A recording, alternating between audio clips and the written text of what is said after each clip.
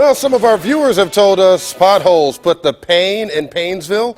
Well, the city says it's making progress on the rim rattlers, and 5 on Your Side investigator Jonathan Walsh staying on top of the rough roads, or in this case, inside of the roads there. Jonathan.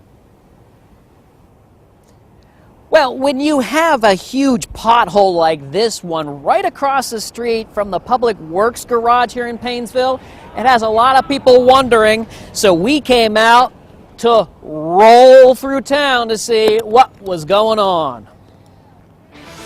There's a lot of neighbors and people in the community are complaining about it. George Valite lives on Pearl Street in Painesville, where his girlfriend had problems. She came home one night and hit a big pothole up the street here, and her ball bearings from her rear end fell out.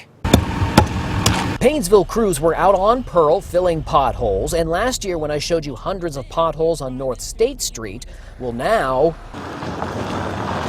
it's chewed up and ready for repaving starting tomorrow. Tony Carson Jr. is the Painesville city manager. We know that we have some significant other improvements needed on Jackson, on Richmond, and those are in the pipeline over the next 3-4 years.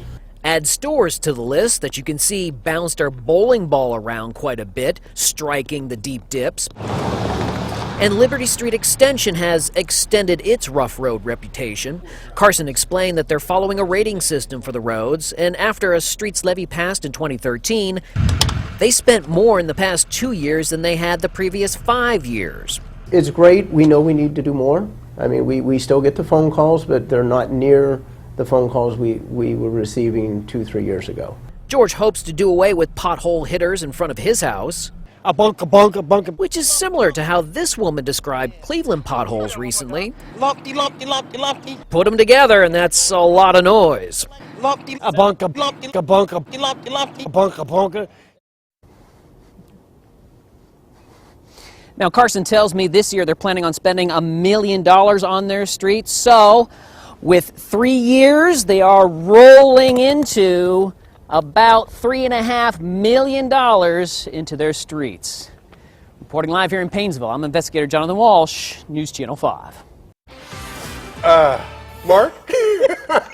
What you got? There's no lumpty, lumpty, lumpty in any of my evening weather forecasts. Now, we could get a little bumpty, bumpty, bumpty coming up later on in the week with some rain moving in. But so far, so good. 77. Elyria to Norwalk.